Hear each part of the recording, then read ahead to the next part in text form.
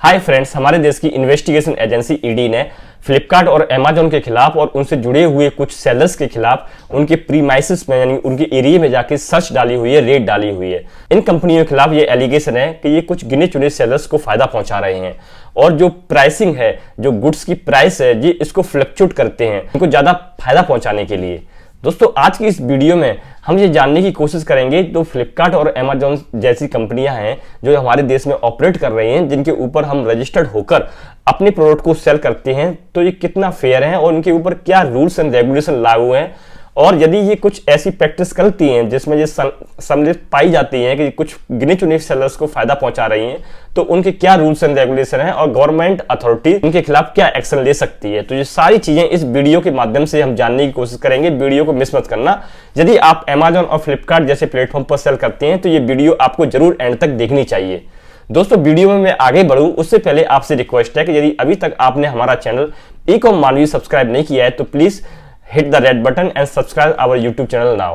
दोस्तों, यदि हम पिछले कुछ 10 सालों में नजर डालें तो 10 सालों में जो ई कॉमर्स कंपनियां हैं जिनकी दोस्तों ग्रोथ है वो यहां से लेकर यहां तक हो गई है। यानी कि हर साल ई कॉमर्स कंपनी का दोस्तों रेवेन्यू है वो बढ़ता ही चला जा रहा है और हमारे देश में जैसे जैसे सेल्स फोन और स्मार्टफोन पूरे पैन इंडिया में पहुंचता जा रहा है और लोग दोस्तों सिर्फ मोबाइल के ऊपर ही खाना ऑर्डर कर रहे हैं, चीजों को दोस्तों ऑनलाइन मंगा रहे हैं। और यहां तक कि दोस्तों इसी कड़ी में यदि टेक्नोलॉजी का भी सहारा लेकर रोबोट जो है गुड़गांव में जो रोबोट हैं वो दोस्तों विद इन 5 मिनट 10 मिनट में दोस्तों डिलीवर कर रहे हैं प्रोडक्ट को कुछ कुछ जगहों पर। तो दोस्तों ये ट्रेंड है ई कॉमर्स कंपनियों का, वो तेजी से बढ़ रहा है। तो जैसे जैसे दोस्तों इनका ये ग्राफ बढ़ता चला जा रहा है तो इनके ऊपर दोस्तों रूल्स एंड रेगुलेशन भी हैं। ये कंपनियां उन रूल्स और रेगुलेशन को फॉलो करती हैं या नहीं करती हैं, ये जानने से पहले हम बात करते हैं कि ये जो कंपनियां हैं वो रजिस्टर्ड कैसे हुई।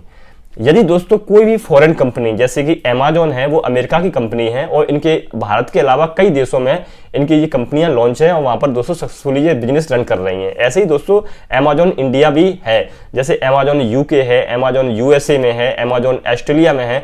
ऐसे दोस्तों अमेजॉन इंडिया में एफडीआई रूल्स के अकॉर्डिंग आई। एफडीआई का दोस्तों रूल क्या कहता है ई कॉमर्स कंपनियों को लेके हमारे देश में, पहले आप वो समझ लीजिए। दोस्तों जो एफडीआई है यानी कोई भी फॉरेन कंट्री हमारे देश में ई कॉमर्स में यदि वो कंपनी बनाकर लॉन्च करती है तो उसका रूल ये कहता है कि वो कंपनी अपना कोई भी प्रोडक्ट ऑन नहीं करेगी, यानी कि खुद का कोई भी प्रोडक्ट अपने मार्केट प्लेस के थ्रू नहीं बेचेगी। वो सिर्फ एक प्लेटफॉर्म है, एक टेक्नोलॉजी है जिसमें बायर्स और सेलर्स को दोस्तों वो रजिस्टर्ड करेगी। यानी कि यदि मैं एक सेलर हूं, मैं अपने प्रोडक्ट सेल कर रहा हूं, मैं इन कंपनी का सहारा लेकर अपने प्रोडक्ट इनके प्लेटफॉर्म पर लॉन्च कर दूंगा। हमारे देश के जितने भी दोस्तों बायर हैं, आप जैसे मेरे जैसे लोग जो इन कंपनियों से पर डे कुछ ना कुछ ऑर्डर करते रहते हैं, मंगाते रहते हैं, तो दोस्तों वो वहां पर खरीदारी करते हैं। यानी कि इनका कोई प्रोडक्ट नहीं है, अमेजॉन और फ्लिपकार्ट का अपना कोई प्रोडक्ट नहीं है, ये सिर्फ एक प्लेटफॉर्म प्रोवाइड कर सकती है एज ए टेक्नोलॉजी।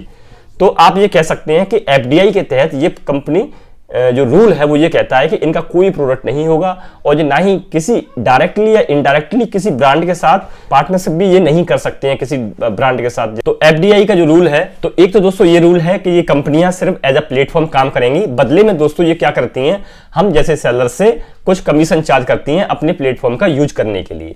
तो दोस्तों ये कहता है एफडीआई का रूल। कोई भी एक सिंगल सेलर से 25% सेल से ज्यादा सेल एक सिंगल सेलर को नहीं जानी चाहिए। दूसरा रूल दोस्तों ये कहता है ये जो कंपनियां हैं इनकी प्लेटफॉर्म के ऊपर जितनी प्रोडक्ट लिस्ट है उनकी जो प्राइस है उसको इन्फ्लुएंस नहीं कर सकती हैं, यानी प्राइस को डीप डिस्काउंट देकर ज्यादा कम या ज्यादा नहीं कर सकती हैं कुछ पार्टिकुलर सेलर्स के लिए। यदि वो ऐसा करती हैं तो भी दोस्तों वो एफडीआई के रूल के खिलाफ है। ये क्लियर रूल होने के बावजूद भी अमेजॉन और फ्लिपकार्ट पर समय समय पर ये एलिगेशन लगते रहे हैं कि ये जो है प्राइसिंग को फ्लक्चुएट करते हैं और ये कुछ गिने चुने सेलर्स को दोस्तों डायरेक्टली या इनडायरेक्टली इनकी उसमें पार्टनरशिप है, शेयर्स है।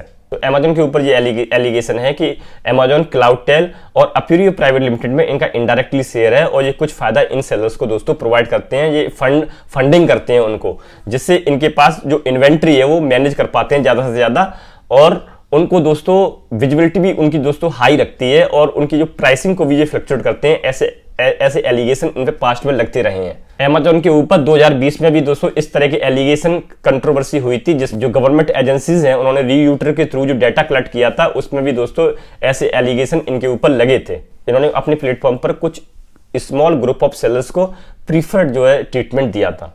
जो कि पूरी तरह से एफडीआई रूल से खिलाफ थी। ऐसे ही एलिगेशन दोस्तों फ्लिपकार्ट के ऊपर लगे थे, जिसमें कंपटीशन कमीशन ऑफ इंडिया ने उनके पूरे फ्लिपकार्ट के बिजनेस मॉडल को एनालाइज किया था और दोस्तों उन पे न केवल पेनल्टी लगाई और उनको नोटिस भी दोस्तों उन्होंने सेंड किए थे और उनको ये भी आगाह किया था कि एफडीआई के रूल के खिलाफ यदि कोई ऐसा कुछ करता है, जो बाकी जो सेलर्स हैं उनको जो फेयर प्रैक्टिस नहीं मिल पाती है प्लेटफॉर्म के ऊपर। आप भी खुद सपोज कीजिए, यदि आप एक सेलर हैं जो कि सेम प्लेटफॉर्म का यूज करके आप सेल कर रहे हैं और आप कमीशन भी दे रहे हैं इन कंपनियों को, डिलीवरी चार्जेस भी दे रहे हैं, रिटर्न आ रहा है, तो उन पर दोस्तों इनको जो पेनल्टी है वो भी आप भर रहे हैं। और तो और जो सेम प्रोडक्ट यदि कुछ गिने चुने सेलर्स दे रहे हैं तो उनको दोस्तों ना केवल वो उनको प्राइसिंग में डिस्काउंट दे रहे हैं, बल्कि उनकी विजिबिलिटी को भी ये हाई रखते हैं, जिससे उनके प्रोडक्ट जो है पेज पर फर्स्ट पर शो होते हैं और उनको ऑर्डर भी ज्यादा आते हैं। इन जो छोटे सेलर्स हैं इनको दोस्तों बहुत ज्यादा नुकसान का सामना करना पड़ता है। इन सारी चीजों से दोस्तों जो हमारे देश के स्मॉल रिटेलर्स हैं, जो स्मॉल सेलर्स हैं दोस्तों, उनको भारी नुकसान का सामना उठाना पड़ता है। गवर्नमेंट एजेंसीज को चाहिए, यदि इस तरह की प्रैक्टिस दोस्तों हो रही है तो एफडीआई के जो रूल्स हैं उसके अकॉर्डिंग इन कंपनियों का कोई भी इनडायरेक्टली या डायरेक्टली कोई भी प्रोडक्ट नहीं होना चाहिए, किसी ब्रांड के साथ इनका टाई अप नहीं होना चाहिए। ये सिर्फ एक प्लेटफॉर्म के तौर पर लॉन्च किया था इन्होंने अपना बिजनेस, तो उसी प्लेटफॉर्म के तौर पर ही ये रहें। जबकि हमने दोस्तों कई उदाहरणों में देखा है, रूल्स आर द रूल्स। जो भी रूल्स का वायोलेशन करेगा उनके खिलाफ सख्ती से कार्रवाई होनी चाहिए। डिबेट है वो दोस्तों हमारे देश में चालू हो गई है और देखते हैं दोस्तों, ईडी ने भी सर्च किया है, वो उनके रिजल्ट में क्या आता है। ये समय हम आपको इस टॉपिक के ऊपर जो अपडेट है अपने यूट्यूब चैनल पर देते रहेंगे।